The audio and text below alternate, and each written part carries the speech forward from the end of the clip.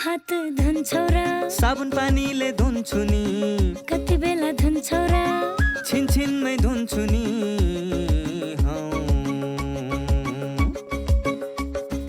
घरमा पस्दा अफिस पस्दा सधैँ धुन्छु हात कोरोनालाई यसै गरी भगाइदिन्छु म त घरमा पस्दा अफिस पस्दा सधैँ धुन्छु हात कोरोनालाई यसै गरी भगाइदिन्छु म त भान्सा छिर्नु अगाडि खाना खानु अगाडि जहाँ त्यही छोएपछि हातले छोपी खोकेपछि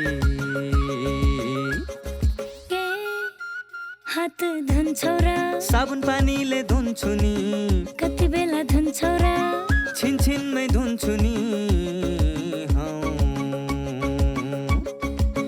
कोरोनाबाट बच्ने 3 उपायहरू।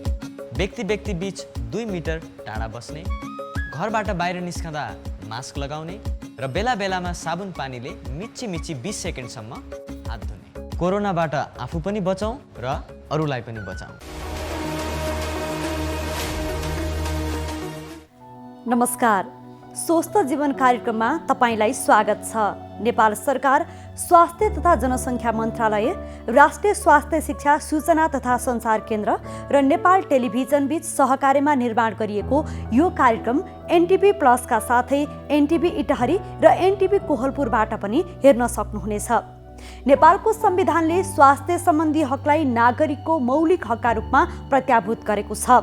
समृद्ध नेपाल सुखी नेपालीको राष्ट्रिय आकांक्षा पूरा गर्न आवधिक योजनाहरूमा पनि गुणस्तरीय स्वास्थ्य सेवामा जनताको पहुँच वृद्धि गर्ने लक्ष्य राखिएको छ भने आधारभूत स्वास्थ्य सेवामा राज्यको लगानी पनि वृद्धि भइरहेको छ।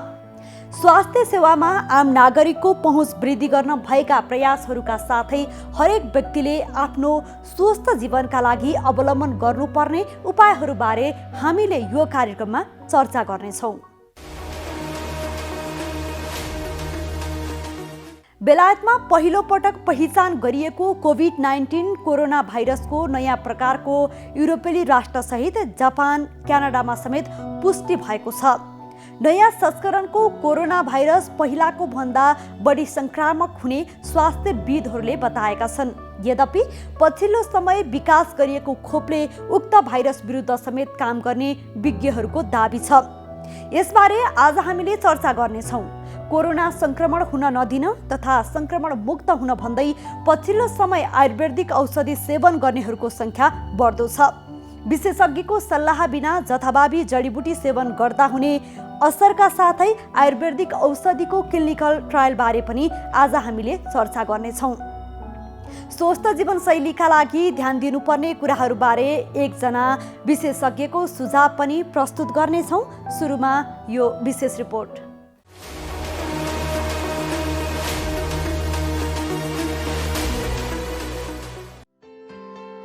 बेलायतमा पहिलो पटक पहिचान गरिएको कोभिड-19 को नयाँ प्रकारको भाइरस युरोपेली राष्ट्रसहित जापान र क्यानाडामा समेत पुष्टि भएको छ।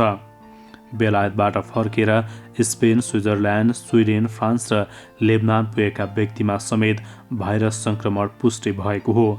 जापानमा गैर आवश्यक विदेशीहरूलाई 1 महिनासम्म प्रवेशमा प्रतिबन्ध लगाइएको छ। बेलायतबाट फर्केका 5 जनामा संक्रमणको पुष्टि भएपछि गैर आवश्यक विदेशीहरूलाई प्रवेशमा प्रतिबन्ध लगाइएको हो। नयाँ भाइरस अझै बढी संक्रामक रहे पनि संक्रमित व्यक्तिहरूमा भने त्यति बढी असर ननिम्तने विज्ञहरूले बताएका छन्।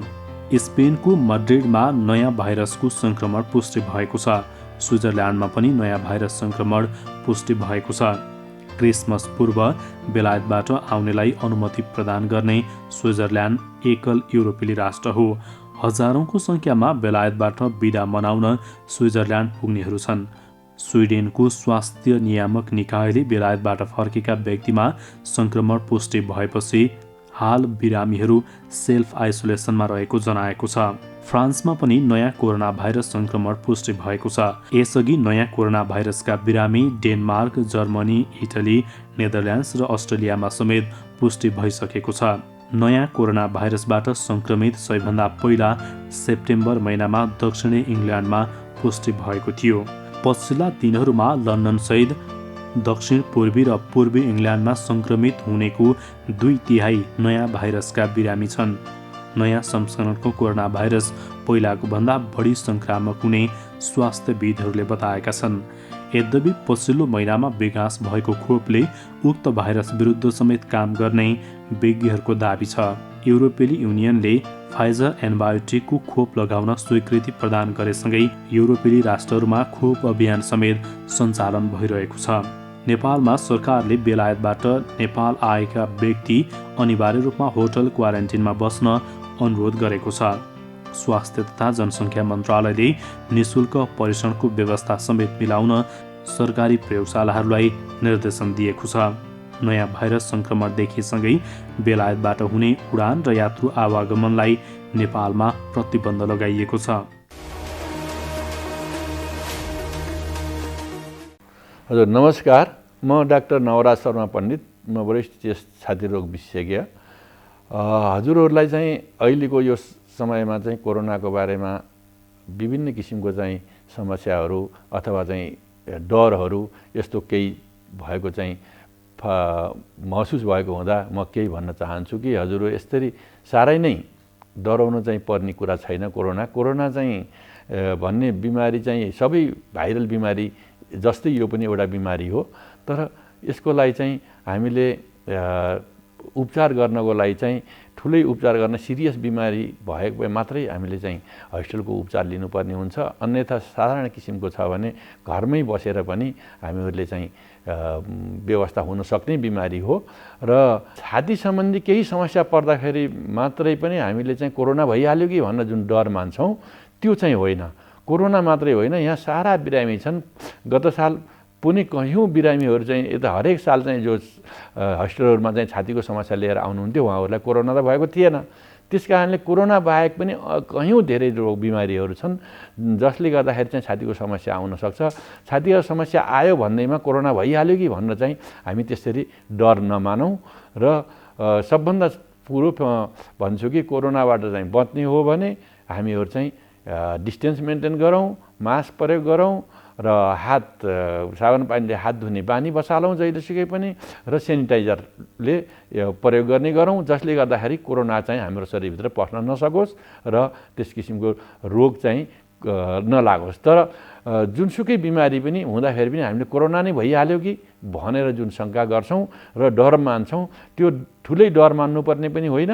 र सङ्क्रमण नै कोरोनाकै सङ्क्रमण हो भनेर त्यो नहुन सक्ने हजुरलाई 90% 95% चाहिँ कोरोना सङ्क्रमण नभएको हुनसक्छ।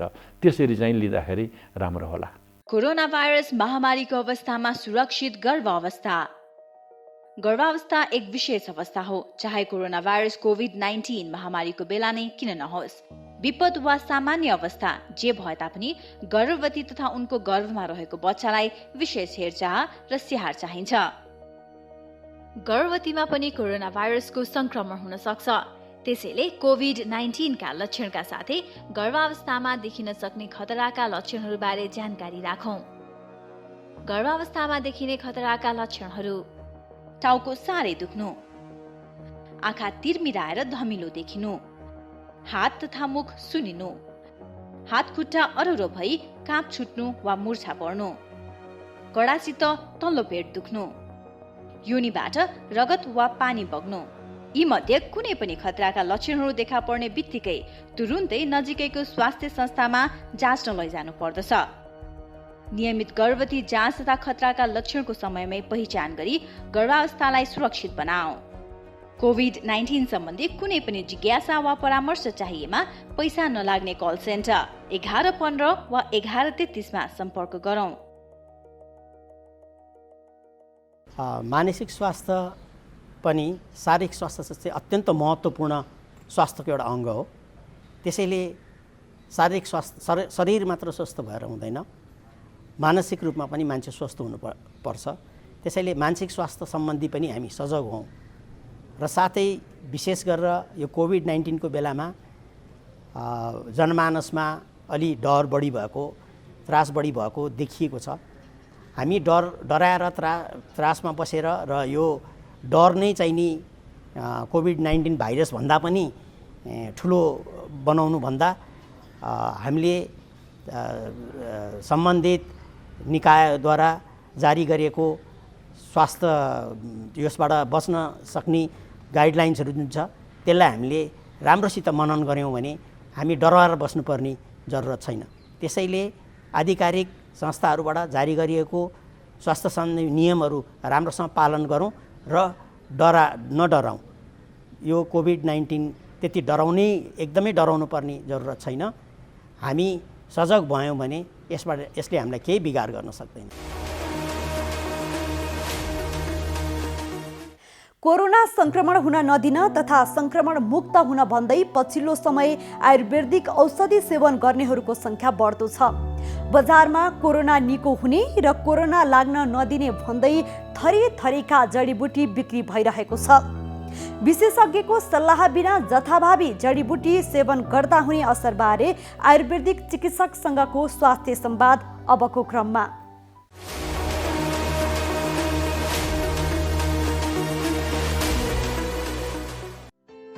कोरोना संक्रमण हुन नदिन तथा संक्रमण मुक्त हुन भन्दै पछिल्लो समय आयुर्वेदिक औषधि सेवन गर्नेहरूको संख्या बढ्दो छ।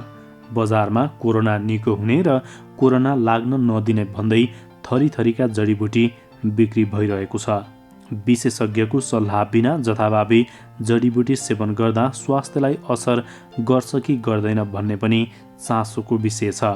आयुर्वेद तथा वैकल्पिक चिकित्सा विभागले स्वास्थ्य तथा जनसङ्ख्या मन्त्रालयसँग समन्वय गरेर नेपाल स्वास्थ्य अनुसन्धान परिषद मार्फत कोरोना संक्रमितको उपचारको लागि नेपालमै पाइने आयुर्वेदिक औषधिको क्लिनिकल ट्रायल पनि गरिरहेको छ।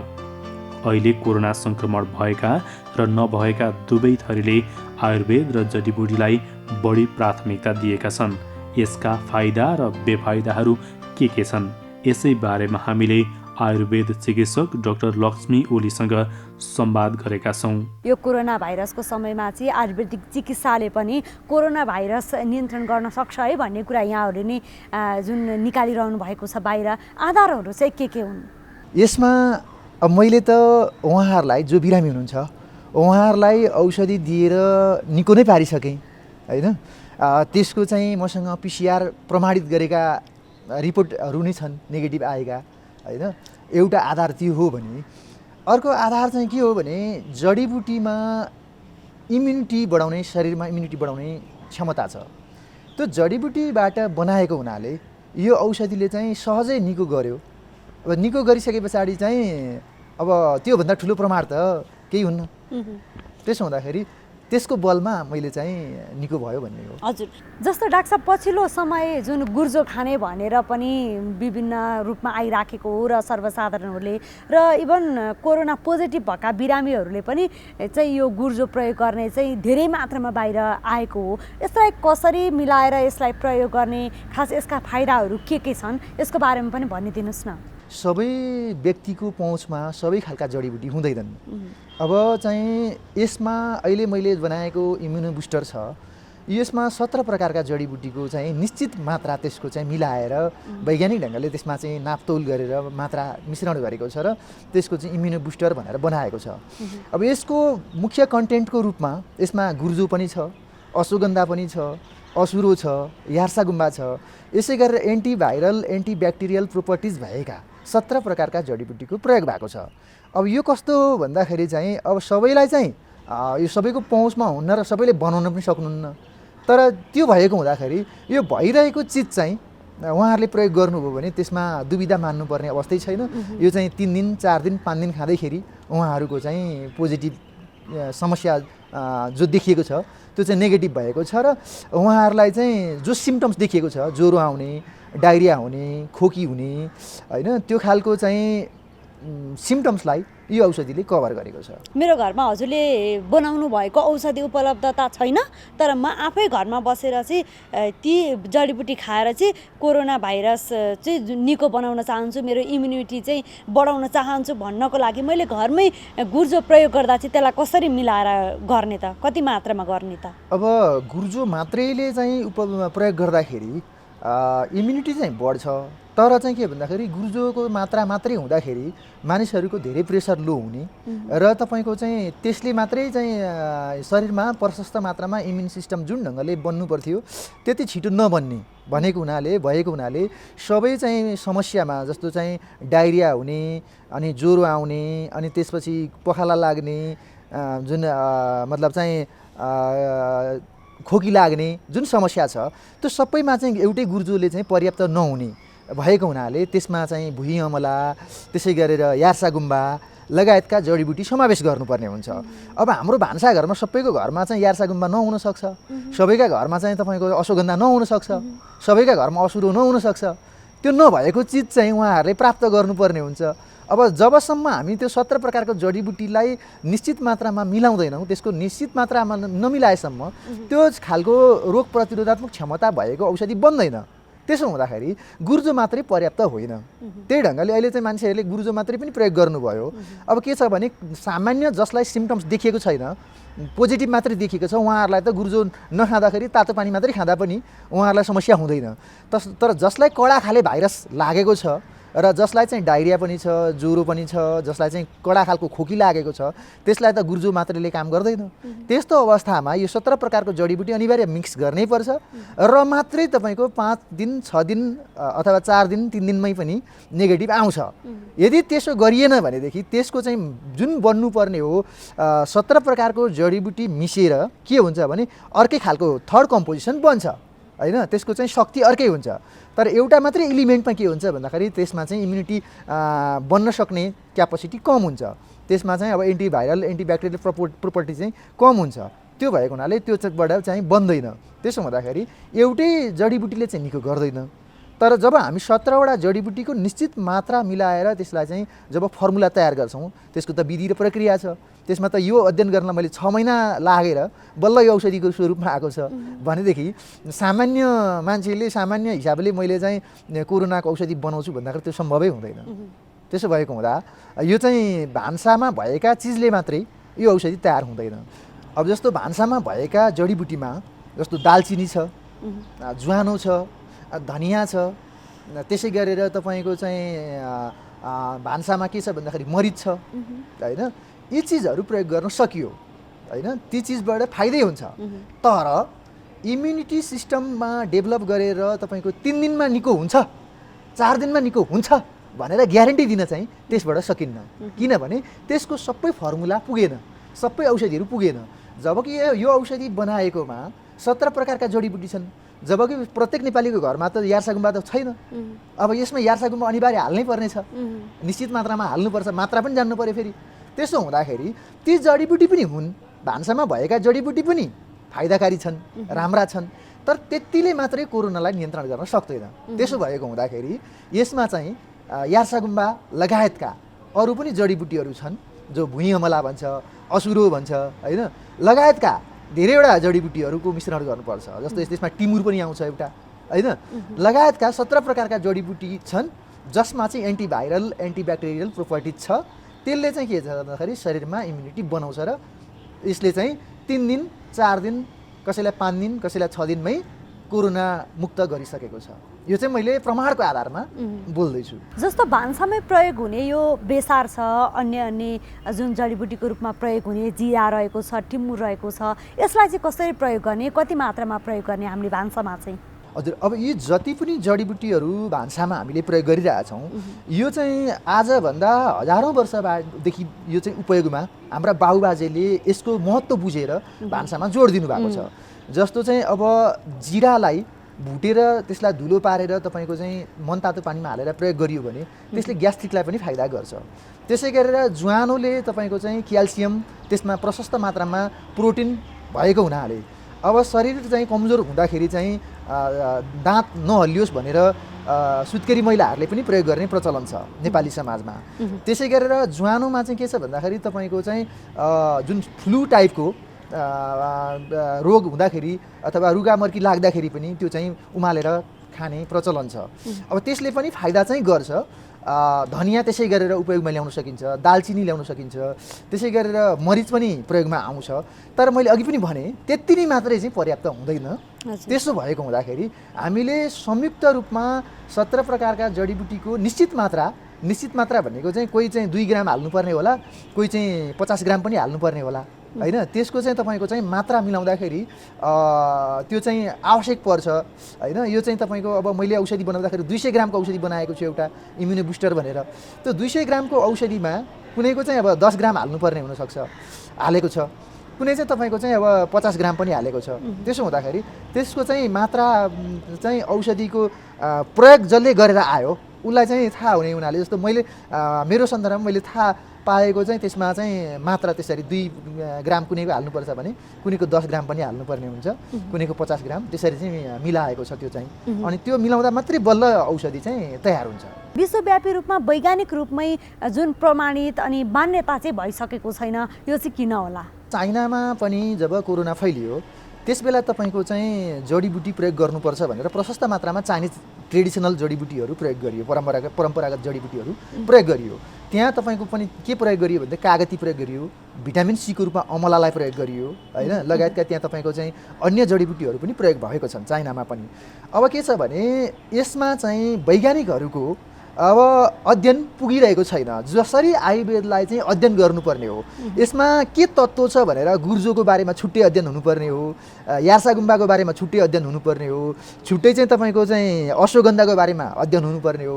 तर छैन, यहाँ चाहिँ तपाईँको रिसर्च सेन्टरहरू पनि छैनन् नेपालमा, र चाहिँ वैज्ञानिकहरू पनि त्यसरी चाहिँ आयुर्वेदबाट सम्भव छ भनेर लाग्नु भएको छैन हैन। अब उहाँहरूले किन खोजी गर्नु भएन अथवा उहाँहरूलाई थाहा नपाएर पनि हुनसक्छ त्यो कुराहरू हैन। तर चाहिँ जडीबुटीमा मैले के भन्छु भने हिमालको काखमा हुर्केका हाम्रा नेपाली जडीबुटीहरूमा अथाह शक्ति छ। यी जडीबुटीहरू चाहिँ के भन्दाखेरि अहिले भारत, अमेरिका लगायतका चाइना अरू देशमा पनि थर्ड कन्ट्रीमा गइरहेको छ।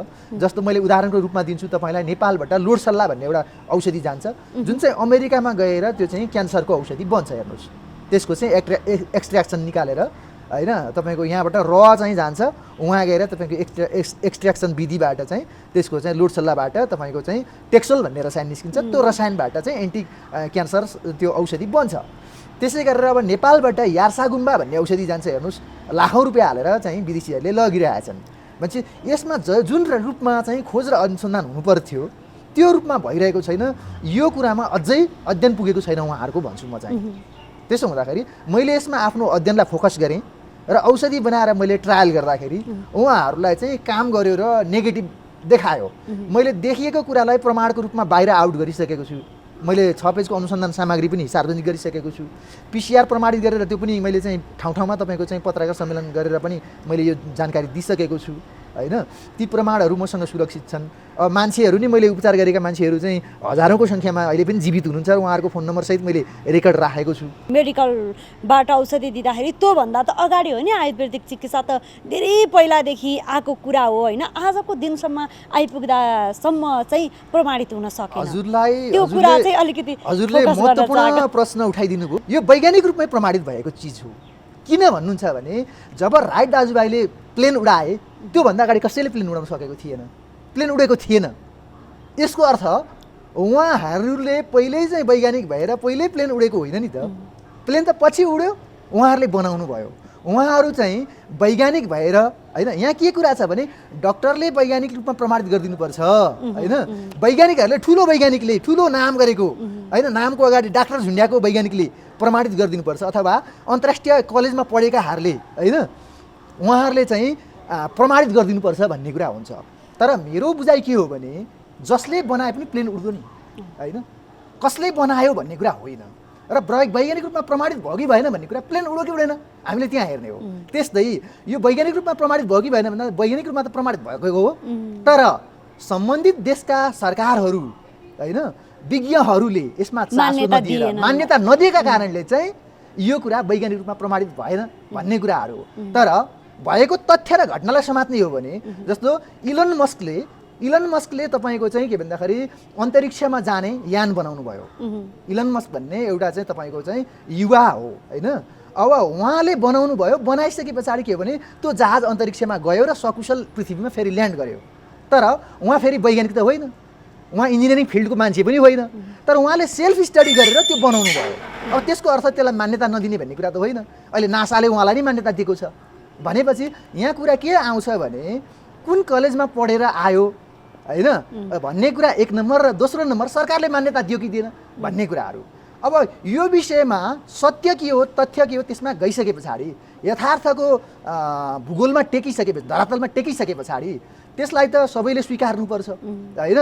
अब मैले बुझ्दाखेरि म एउटा रिसर्चर हो, मैले आफ्नो अनुसन्धान गरेँ, म आफू वैज्ञानिकको रूपमा म आफूलाई प्रमाणित गरिसकेको छु, तर कसैले दिनुहुन्न भने त उहाँहरूसँग मैले सर्टिफिकेट थाप्न जाने कुरा त भएन, कसैले प्रमाण दिँदैन भने त जाने कुरा भएन। जसरी राइट दाजुभाइले प्लेन बनाउनु भयो पहिलोचोटि, त्यो पहिलोचोटि बनाउँदाखेरि उहाँहरूलाई कसैले सर्टिफिकेट दिएर कुनै कलेजबाट आएर उहाँहरूले त्यो चाहिँ प्लेन बनाउन सफल हुनुभएको होइन। त्यस्तै मैले पनि चाहिँ यो अरूले प्रमाणित गरिदिनुपर्छ भन्ने भन्दा पनि मैले जनतामा जो पीडित हुनुहुन्छ उहाँहरूलाई खुवाएर निको पारिसके पछाडि यो प्रमाणित भइसकेको छ, यसमा कुनै दुविधा पाल्नुपर्ने अवस्था छैन। अब डब्लुएचओले किन दिँदैन, नेपाल सरकारले किन दिँदैन, त्यो उहाँहरूको कुराहरू हो होइन, मान्यता नदिने भन्ने कुरा चाहिँ। कुनै पनि व्यक्ति बिरामी हुँदाखेरि चाहिँ उसले पहिला सोच्ने भनेको चाहिँ हस्पिटल नै सोच्छ होइन। जस्तो आयुर्वेदिक कुरा चाहिँ किन सोच्दैन होला, अझै पनि सर्वसाधारणमा के छ भनेदेखि आयुर्वेदिक चिकित्सालाई चाहिँ त्यति विश्वास गर्न सकिएको छैन, यो किन होला? उपचारमा पनि सबैले चाहिँ एउटै बाटो फलो गर्नुहुन्छ, एउटै उपचारलाई मान्नुहुन्छ भन्ने कुरा होइन। के हो भन्दाखेरि हामी चाहिँ जुन नेपालका जडीबुटी र नेपालको चाहिँ जुन परम्परा हो, ऋषिमुनिहरूले जसरी पहिला तपस्या गर्नुभयो, ध्यान साधना गर्नुभयो, जडीबुटीहरूको चाहिँ खोज र अनुसन्धान गर्नुभयो, प्रयोग गर्नुभयो। अब एलोपेथिक उपचार अथवा आधुनिक उपचार चाहिँ विकास भएको कति नै भयो, 200 वर्ष पनि भएको छैन होइन। त्योभन्दा अगाडि त हाम्रा बाबुबाजेहरूले चाहिँ के भन्दाखेरि जडीबुटीमै निर्भर हुनुहुन्थ्यो होइन, रोग पनि चाहिँ नियन्त्रण थियो, निको हुन्थ्यो। तर मान्छेले चाहिँ अहिले चाहिँ के भन्दाखेरि आधुनिक हस्पिटलको भर पर्ने धेर र चाहिँ उपयोगमा चाहिँ अब बढी चाहिँ औषधिहरू, आधुनिक औषधिहरू प्रयोग गर्ने भएको कारणले गर्दाखेरि उहाँहरूको विश्वास कमजोर भयो। त्यस कारणले उहाँहरूले उपयोग गर्न छोड्नुभयो। उपयोग गर्न छोडेको कारणले गर्दाखेरि वास्तवमा चाहिँ आयुर्वेदिक असफल जस्तो देखिएको हो। तर तथ्यमा बुझ्ने हो भने फेरि नेपाल चाहिँ अहिले पनि हरेक घरमा भान्सामा अहिले पनि जडीबुटीको प्रयोग हुन्छ होइन, र जडीबुटीको प्रयोग भइरहेकै छ। तर के हो भन्दाखेरि चाहिँ जब रोग जटिल भयो, जब एलोपेथीले हार खायो अनि मात्रै आउने गर्नुभएको छ होइन। त्यसको अर्थ उहाँहरूले विश्वासै नगरेको भन्दा पनि मिलेन, तर उहाँहरूको अलिकति मनोबल चाहिँ अथवा आत्मविश्वास चाहिँ आयुर्वेदपट्टि घटेकै हो। तर आयुर्वेद कमजोर छ भन्ने कुरा चाहिँ होइन यो कुरा वास्तवमा। सुरुमा त यहाँलाई मैले जुन कोरोना भाइरसको अहिले जुन यो प्रभावित नै रहेको छ नेपाल होइन, त्यसमा अछुतो हुन सकेन विश्वव्यापी रूपमा कोरोना भाइरस फैलिँदाखेरि सुरुमा जडीबुटीहरूलाई कसरी प्रयोग गर्ने कुरा यहाँसँग जुन कुराकानी भयो, र यो फेरि विश्वव्यापी रूपमा जुन मान्यता पनि दिएको छैन त्यो कुरा पनि रह्यो। फेरि सुरुमै आउँ, जस्तो हामीले भान्सामा रहेका जडीबुटीहरूलाई जस्तो बेसार भनिन्छ, टिमुर भनिन्छ, जिरा भनिन्छ होइन, मरिच भनिन्छ, यिनीहरूलाई कसरी मिलाएर खाने होला, हामीले कसरी प्रयोग गर्न सक्छौँ, यसको बारेमा पनि बताइदिनुहोस् न। जस्तो यो जुन प्रश्न छ यसमा के हुन्छ भने उहाँहरूसँग सबै जडीबुटी त छैन अहिले, नभएको हुनाले उहाँहरूले अब कहाँ गुर्जो खोज्ने, कहाँ अश्वगन्धा खोज्ने, कहाँ यार्सागुम्बा खोज्ने, जोसँग छ केही चर्चामा जडीबुटीहरू पछिल्लो समय सुनिए नि, तिनीहरूलाई चाहिँ कसरी प्रयोग गर्न सक्छ? तिनीहरूलाई चाहिँ तपाईँको चाहिँ जस्तो यार्सागुम्बा अथवा गुर्जो, अश्वगन्धा, दालचिनी, त्यसलाई चाहिँ तपाईँको चाहिँ अब थोरै मात्रामा मानौँ 2 ग्राम 3 ग्रामको हिसाबले अब सबैलाई मिलाएर मनतातो पानीमा उमालेर होइन, त्यसलाई काँडा भन्छ, त्यो काँडा बनाएर त्यसलाई चाहिँ खानुभयो भनेदेखि त्यसले पनि शरीरमा इम्युनिटी चाहिँ बढाउँछ र चाहिँ फाइदै गर्छ। त्यसमा चाहिँ अब प्रेसर लो भएको व्यक्तिले त्यो धेरै कडा तितो हुने हुनाले सावधानी अपनाएर प्रयोग गर्नुपर्ने हुन्छ। प्रेसर लो भएको बिरामीले चाहिँ त्यसमा बिरेनुन थप्नुपर्ने हुन्छ। अब कसैलाई चाहिँ सुगर कम हुनसक्छ शरीरमा, सुगर कम नर्मल छ भने पनि धेरै तितो चिज खाएपछि चाहिँ सुगर डाउन गर्ने हुनाले त्यसमा चाहिँ मिश्री थप्नुपर्ने पनि हुनसक्छ होइन। त्यो कुराहरूलाई सावधानी साथ प्रयोगमा ल्याउनु पर्ने हुन्छ। अब जहाँसम्म यसलाई प्रयोग गर्दाखेरि चाहिँ फाइदै हुन्छ, तर पनि यति दिनमा निश्चित रूपमा नेगेटिभै आउँछ भन्ने कुराको चाहिँ फेरि त्यसरी ग्यारेन्टी गर्दैन। किनभने अब 17 प्रकारका जडीबुटी मिसाउँदा मात्रै यो चाहिँ कोरोनालाई जित्न सक्ने औषधि तयार हुन्छ होइन। त्यसो हुँदाखेरि यसमा चाहिँ जडीबुटीको शक्ति भए तापनि एउटा दुईटा मात्रै प्रयोग गर्दाखेरि चाहिँ त्यो चाहिँ जुन मात्रामा बन्नुपर्ने औषधि त्यो नबन्न सक्छ। त्यसो हुँदाखेरि त्यसमा उपयोग गर्दा घाटा चाहिँ छैन, तर त्यसले चाहिँ जति फाइदा गर्नुपर्ने हो त्यति नगर्न सक्छ। हजुर, अब यो मैले यहाँ डाक्टर साहबलाई किन यो कुरा सोधिराखेँ भनेदेखि अब पछिल्लो समय त जडीबुटी भनेर विभिन्न नामहरू लिइन्छ र त्यसलाई कसरी मात्रा मिलाएर खाने होइन, त्यो खाइसकेपछि त्यसबाट हुने फाइदा के हो र कुन कुन जुन दीर्घ रोगीहरू हुन्छन् उहाँहरूले चाहिँ कसरी प्रयोग गर्ने हो भन्ने कुरा चाहिँ बाहिर आइसकेको छैन। हजुरले के भन्नुभयो भने अहिलेको जुन प्रश्न भन्नुभयो त्यसमा के छ भने जस्तो चाहिँ कीर्तिपुरमा एउटा आयुर्वेदिक अनुसन्धान केन्द्र छ, उहाँहरूले के प्रयोग गर्नु भने अश्वगन्धा प्रयोग गर्नुभयो, त्यसै गरेर गुर्जो प्रयोग गर्नुभयो, त्यसै गरेर असुरो प्रयोग गर्नुभयो, तुलसी प्रयोग गर्नुभयो। तर त्यो प्रयोग गर्दाखेरि उहाँहरूले आफैले बनाएर त्यो चाहिँ काँडा बनाएर खुवाउनु भयो बिरामीलाई। अब त्यो गर्दाखेरि उहाँहरूको के हो भने त्यो बिरामी निको हुनलाई चाहिँ 7 दिन 8 दिन लाग्यो। 7 दिन 8 दिन भन्दा उहाँहरूको तल निकै भएन बिरामी। जबकि मैले चाहिँ 17 प्रकारको जडीबुटी बनाएर इम्युनो बुस्टर जुन बनाएँ, यो औषधि खाँदाखेरि 3 दिनमै नेगेटिभ आयो बिरामीहरूको चाहिँ PCR टेस्ट गर्दाखेरि 3 दिनमै उहाँहरू रोगमुक्त हुनुभयो होइन। कतिजना 4 दिन लाग्यो, कतिजनालाई 5 दिन लाग्यो, तर 6 दिनभन्दा बढी कसैलाई पनि लागेन। 6 दिनमा त सबैको PCR टेस्ट गर्दाखेरि नेगेटिभ आयो। यसमा चाहिँ औषधिको निश्चित मात्रा र निश्चित प्रकारका जडीबुटीलाई मिलाउनुपर्छ। धेरै जडीबुटीहरूलाई मिश्रण गरेर जुन आफ्नो शरीरले कुन जडीबुटी चाहिँ सुट गर्छ त त्यो कुरामा पनि ध्यान दिनुपर्ने कुरा रह्यो होइन। सबैलाई सबै प्रकारको जडीबुटीले फाइदा गर्छ भन्ने पनि त रहेन नि होइन। अब प्रेसर लो भइरहेको मान्छेलाई गुर्जो दियो भने गुर्जोको तितोले गर्दाखेरि उसको प्रेसर झन् डाउन गर्छ, अरू साइड इफेक्ट नगरे पनि गुर्जोले झन् कमजोर गराउँछ। त्यसो हुँदाखेरि अब गुर्जो यदि खाने हो भने त्यहाँ बिरे नुन थप्नुपर्ने हुन्छ, किनभने उसलाई प्रेसर डाउन नहोस् भन्नका लागि अब बिरे नुन खान त मिल्यो तर नुन थप्नु अब जसलाई सुगर नर्मल छ त्यो मान्छेले अब प्रशस्त मात्रामा निम प्रयोग गर्यो भने सुगर नर्मल भइरहेको मान्छेको सुगर त डाउन गरिदिन्छ निमले। अब त्यो निमलाई ब्यालेन्स गर्नलाई मिश्री थप्नुपर्ने हुन्छ त्यहाँ होइन। त्यसो हुँदाखेरि अब आयुर्वेदिक जडीबुटी मात्रै भनेर फाइदा मात्रै गर्छ भन्ने कुरा हुँदैन। उसको शरीर चाहिँ के भन्दाखेरि आयुर्वेदले वात पित्त र कफलाई मान्छ होइन आधार। अनि त्यसमा मध्ये पनि कसैको चाहिँ प्रेसर कम हुन्छ, कसैको प्रेसर हाई हुन्छ। अब प्रेसर हाई भइरहेको बिरामीलाई फेरि चाहिँ के दिन मिलेन भन्दाखेरि यता बिरेनुन थप्न मिलेन होइन, उसको प्रेसर चाहिँ झन् बढ्न सक्छ।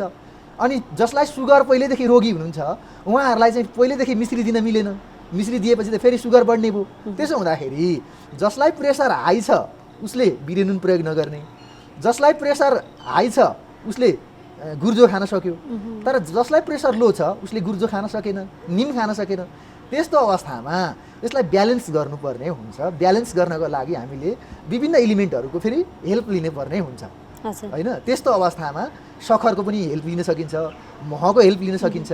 त्यसमा चाहिँ उहाँहरूले सबभन्दा राम्रो चाहिँ यस सम्बन्धी विज्ञसँग राय सल्लाह सुझाव लिएर अथवा आयुर्वेदिक चिकित्सकसँग सल्लाह लिएर अथवा मेरो सन्दर्भमा हुँदाखेरि चाहिँ मसँग काउन्सिल गरेर उहाँहरूसँग मसँग छलफल गरेर बुझेर मात्रै औषधि चाहिँ चलाउनु पर्ने हुन्छ। यही इम्युनो बुस्टर पनि सल्लाह गरेर मात्रै लिनुपर्ने हुन्छ, जथाभावी लिँदा चाहिँ फाइदा गर्दैन।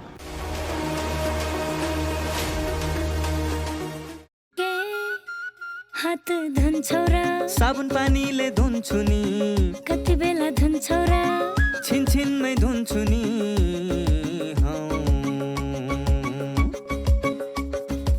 घरमा पस्दा अफिस पस्दा सधैँ धुन्छु हात, कोरोनालाई यसै गरी भगाइदिन्छु म त। घरमा पस्दा अफिस पस्दा सधैँ धुन्छु हात, कोरोनालाई यसै गरी भगाइदिन्छु म त।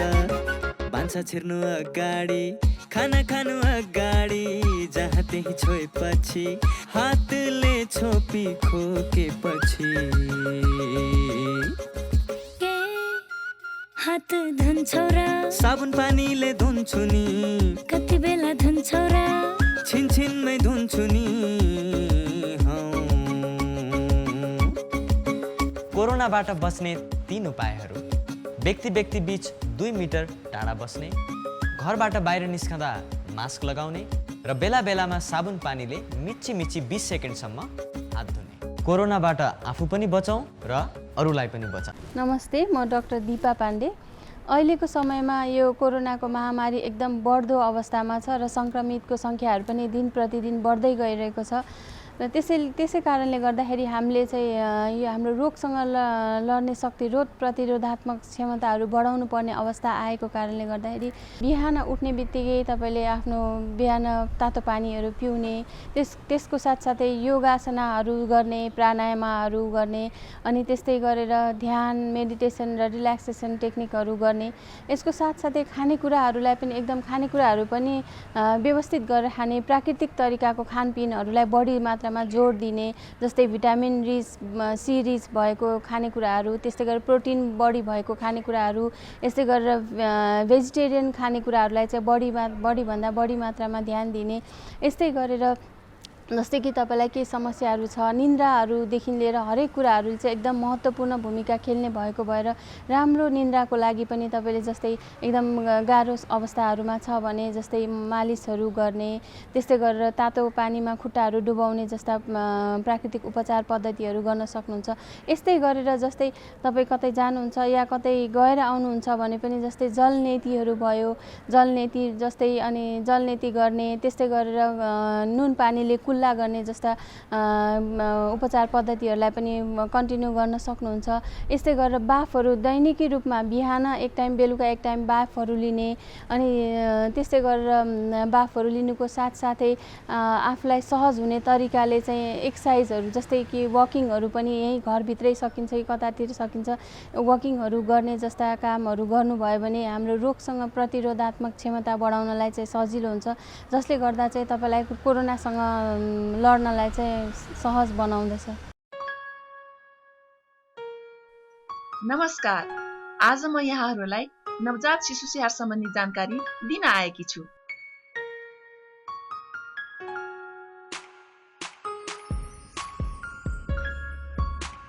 शिशु जन्मेको 1 घण्टाभित्र आमाको बिगौती दुध खुवाउनुपर्छ। शिशुलाई 6 महिनासम्म पूर्ण स्तनपान गराउनुपर्छ। आमाको दुधमा शिशुलाई चाहिने जति पानी भएको हुनाले पानी पनि खुवाउनु पर्दैन। बालबालिकालाई 2 वर्षसम्म पूरा खानाको सँगसँगै आमाको दुध पनि खुवाउनु पर्छ। शिशुले चाहेको जुनसुकै बेला पनि स्तनपान गराउनु पर्छ। कम्तीमा पनि दिनमा 10-12 पटक खुवाउनु पर्छ। शिशुलाई जन्मेको 24 घण्टापछि मात्र नुहाउनु पर्छ र नुहाउँदा पनि मनतातो पानीले नुहाई तुरुन्त सफा, नरम र उभानो कपडाले राम्रोसँग पुछी न्यानो गरी राख्नुपर्छ। शिशुको नाभि सधैँ सफा र सुक्खा राख्नुपर्छ। अहिलेको समय कोरोना महामारीको समय हो, हामी सबैलाई थाहा भएकै कुरा हो। कोरोना सङ्क्रमणले गर्दा विश्वव्यापी नै समस्या भइराख्दा नेपाल अछुतो रहेन र सँगसँगै यहाँको सङ्क्रमणको दर पनि अहिले बढ्दै नै गइराखेको छ। सङ्क्रमण दर बढ्दै जाँदाखेरि हामी मान्छेहरूको चाहिँ डर चाहिँ घटिराखेको छ र सँगसँगै सायद आत्मबल चाहिँ बढेको छ। यति भन्दै कतिपय सङ्क्रमित व्यक्तिहरूलाई आइसियुमा राखेर उपचार गर्नुपर्ने तथ्य चाहिँ हामीसँग छ र यो भनेको एकदम नराम्रो चिज हो। तपाईँ हामी जसको भए पनि परिवार कसैलाई सिकिष्ट भएर आइसियुमा राख्नु पर्यो भने अहिलेको समयमा हामीले परिवारले नजिकै बसेर हामीले सेवा पनि गर्न पाइराखेका छैनौँ। यति कठिन समयमा यो कोरोनालाई चाहिँ हामीले डर कम गरेर यसलाई लापरवाही तरिकाले चाहिँ लिन मिल्दैन। भन्नुको मतलब अहिलेको समयमा पनि हामी सजग रहनै पर्छ। यो सर्न सक्ने सम्भावनालाई कम गर्न, रोकथाम गर्नको लागि हामी अनुशासित हुनै पर्छ। त्यो भनेको हामीले मास्क लगाउनै पर्छ। कोही सम्भावित सङ्क्रमित व्यक्ति अगाडि पछाडि छ भन्ने कुरा हेक्का राखेर हामीले आफूले पनि मास्क लगाउनु पर्यो र अरूलाई पनि मास्क लगाउन उत्प्रेरणा गर्नु पर्यो।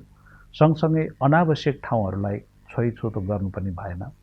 आफ्नो हात धुनु पर्यो अथवा नभए हामीले चाहिँ सेनिटाइजर प्रयोग गर्नु पर्यो र अनावश्यक ठाउँमा भिडभाडमा जाने काम गर्नु भएन। शारीरिक दूरी बढाउनै पर्छ। यो यति कुरा चाहिँ अझै पनि हामीले त्याग्ने बेला होइन, यसलाई चाहिँ अवलम्बन गर्ने बेला हो। यो महत्त्वपूर्ण छ। सबैलाई चाहिँ यति अवलम्बन गर्नुहुन म विनम्र अनुरोध गर्दछु। सँगसँगै म एक मुटु रोग विशेषज्ञको हिसाबले मुटु रोग भएका बिरामीहरूलाई पनि कतिपय अवस्थामा मलाई कस्तो होला के होला भन्ने डर लागिराखेको होला।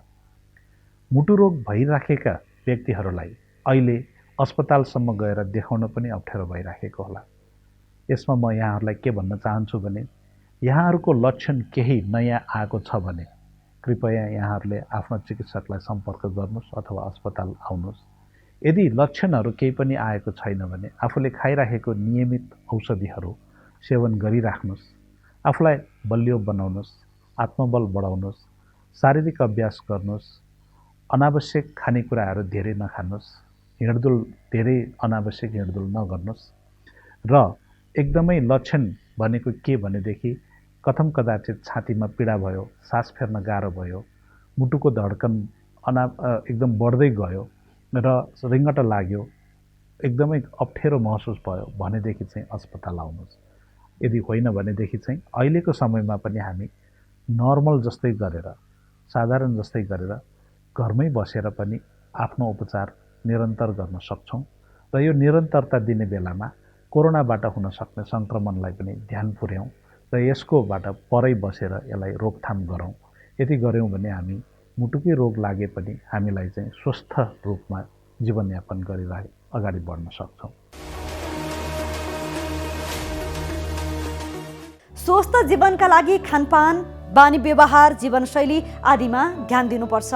यदि यी सबै कुराको सही रूपमा पालना भयो भने हाम्रो जीवनमा सकारात्मक प्रभाव पर्छ र हामी स्वस्थकर जीवनयापन गर्न सक्छौँ। सफल जीवनको मूल आधार पनि स्वस्थ शरीर नै हो। अव्यवस्थित दिनचर्याले हाम्रो स्वास्थ्यमा प्रतिकूल असर पारिरहेको हुन्छ। स्वस्थ जीवनशैलीका लागि ध्यान दिनुपर्ने कुराहरूबारे एकजना विशेषज्ञको सुझाव अबको क्रममा।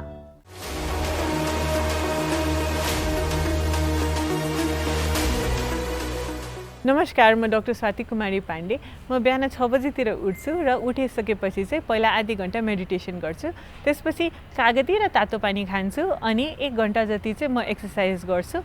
मेरो एक्सर्साइजमा चाहिँ आधी घन्टा जति चाहिँ ट्रेडमिल अथवा कार्डियोभास्कुलर एक्सर्साइजेसहरू हुन्छ र आधी घन्टा जति चाहिँ म वेट लिफ्टिङहरू अनि लेग एक्सर्साइजेसहरू गर्छु। म्याट एक्सर्साइजेसहरू पनि गर्छु। त्यो गरिसकेपछि चाहिँ म आफ्नो ब्रेकफास्ट लिन्छु। ब्रेकफास्टमा चाहिँ म सकेसम्म कार्बोहाइड्रेट कम खान ट्राई गर्छु अनि लगभग 500 क्यालोरिज जतिको डायट खान्छु। फ्रुट्स र भेजिटेबल्स अलि धेरै हाल्न ट्राई गर्छु अनि त्यसपछि म काममा जान्छु। दिउँसोको मेरो लन्च पनि तपाईँको 300 देखि 400 क्यालोरिज जतिको हुन्छ, जसमा चाहिँ कार्बोहाइड्रेट्सको क्वान्टिटी चाहिँ अलिक कम हुन्छ र भेजिटेबल्सहरू, फ्रुट र साग अलिकति धेरै हुन्छ। अनि रातिको खाना चाहिँ म 7 बजीतिर खान्छु। सकेसम्म चाहिँ 7 बजेपछि चाहिँ म केही पनि खाइरहेको हुँदिनँ अनि राति सुत्नुभन्दा अगाडि चाहिँ आधी घन्टा फेरि मेडिटेसन गरेर चाहिँ सुत्छु।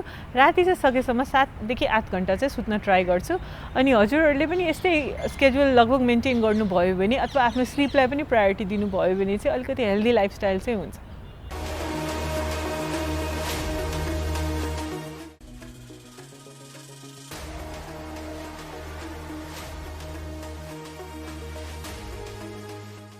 कार्यक्रम स्वस्थ जीवन हरेक दिन एनटिभी प्लसबाट बिहान 7 बजेदेखि 8 बजेसम्म र पुनः साँझ 5 देखि 6 बजेसम्म एनटिभी कोहलपुरबाट दिउँसो 1 देखि 2 बजेसम्म र एनटिभी इटहरीबाट दिउँसो 2 देखि 3 बजेसम्म प्रसारण हुने गरेको छ।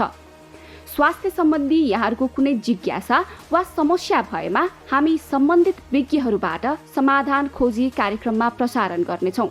हामीलाई सम्पर्क गर्ने माध्यमहरू यस प्रकार छन्: फोन, एसएमएस तथा भाइबरको लागि 9843 52 93 97, इमेल swasthjivan@ntv.org.np। यस कार्यक्रमको बारेमा आफ्नो सल्लाह, सुझाव र प्रतिक्रिया पनि यहाँहरूले यिनै मार्फत दिन सक्नुहुनेछ। साथै कार्यक्रममा के कस्ता सामग्री, विषय वा विज्ञ समेट्नु पर्ला भन्ने विषयमा पनि सुझाव दिन सक्नुहुन्छ। कार्यक्रम यहाँहरूले सामाजिक सञ्जाल मार्फत पनि हेर्न सक्नुहुन्छ।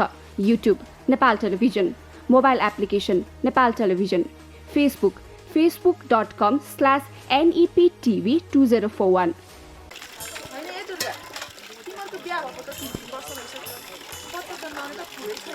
अब उहाँ भर्खर जागिर लाग्नु भएको, फेरि त्यति राम्रो कमाइ पनि छैन। अहिले नि बच्चा जन्माएर कसरी हुर्काउने? तपाईले जस्तै वर्षेनी जन्मनु राम्रो हो त? मैले तपाईलाई पहिले भनेको थिएँ नि परिवार नियोजनको साधन अपनाउनु भनेर, तर मान्नु भएन। खै मैले त उहाँलाई भनेको नि वास्तै गर्नुहुन्न।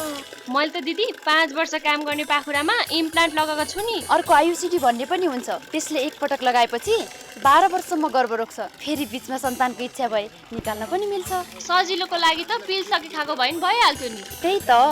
अनि 3 महिने सुई पनि छ। नभए दाइले गर्न परेको गरेको भए पनि त हुन्थ्यो। परिवार नियोजनको त धेरै साधनहरू रहेछन् है।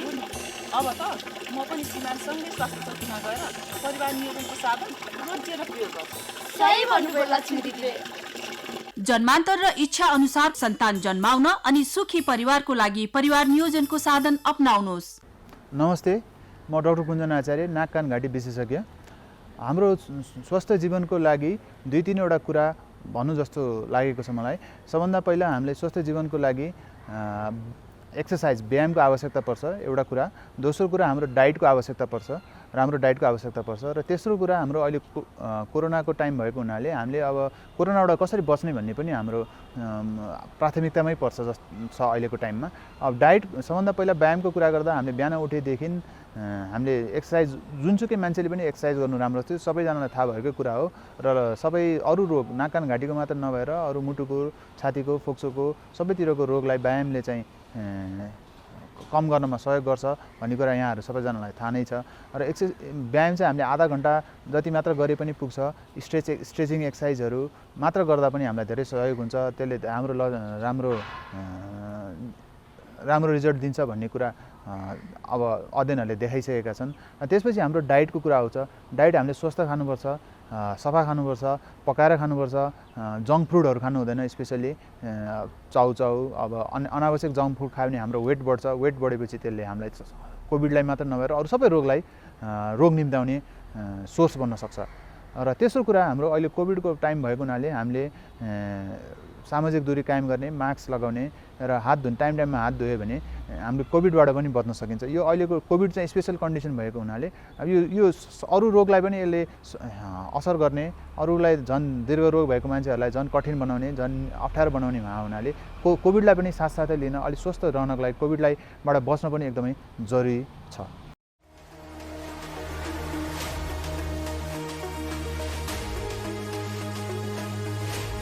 कार्यक्रम स्वस्थ जीवन हरेक दिन एनटिभी प्लसबाट बिहान 7 बजेदेखि 8 बजेसम्म र पूर्ण प्रसारण साँझ 5 देखि 6 बजेसम्म एनटिभी कोहलपुरबाट 1 देखि 2 बजेसम्म र एनटिभी इटहरीबाट दिउँसो 2 देखि 3 बजेसम्म प्रसारण हुने गरेको छ। स्वास्थ्य सम्बन्धी यहाँहरूको कुनै जिज्ञासा वा समस्या भएमा हामी सम्बन्धित विज्ञहरूबाट समाधान खोजी कार्यक्रममा प्रसारण गर्नेछौँ। हामीलाई सम्पर्क गर्ने माध्यमहरू यस प्रकार रहेका छन्। फोन, एसएमएस तथा भाइबरको लागि 98 43 52 93 97। Email swasthjivan@ntv.org.np। यस कार्यक्रमको बारेमा आफ्नो सल्लाह, सुझाव र प्रतिक्रिया पनि यहाँहरूले यिनै माध्यम मार्फत दिन सक्नुहुनेछ। साथै कार्यक्रममा के कस्ता सामग्री, विषय वा विज्ञहरू समेट्नु पर्ला भन्ने विषयमा पनि सुझाव दिन सक्नुहुन्छ। कार्यक्रम यहाँहरूले सामाजिक सञ्जाल मार्फत पनि हेर्न सक्नुहुनेछ। YouTube Nepal television, mobile application Nepal television, Facebook facebook.com/neptv2041।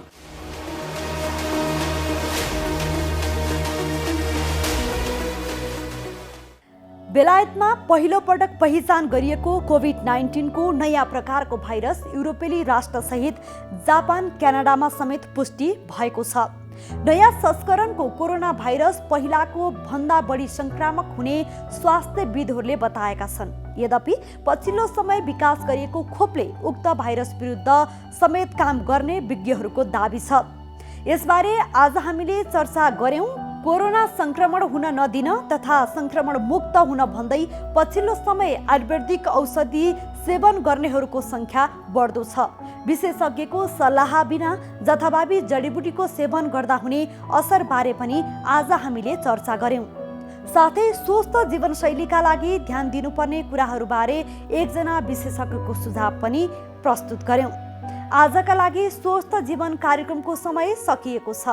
यो कार्यक्रम नेपाल टेलिभिजनको वेबसाइट www.nepaltvonline तथा नेपाल टेलिभिजनको मोबाइल एप र फेसबुक, युट्युब जस्ता सामाजिक सञ्जालमा पनि हेर्न सक्नुहुनेछ। यो कार्यक्रममा तपाईका स्वास्थ्य सम्बन्धी समस्या, सरकारले प्रवाह गरेका स्वास्थ्य सेवा अथवा हाम्रो कार्यक्रमबारे कुनै जिज्ञासा छन् भने हामीलाई सम्पर्क गर्न सक्नुहुनेछ। सम्पर्क माध्यम हामीले टेलिभिजन स्क्रिनमा पनि देखाइरहेका छौँ। तपाईका समस्याहरूलाई हामीले सरकारी अधिकारी वा विज्ञ मार्फत समाधान गर्ने प्रयास गर्नेछौँ। आजका लागि स्वस्थ जीवन कार्यक्रमबाट हामी सबैलाई बिदा दिनुहोस्। नमस्कार।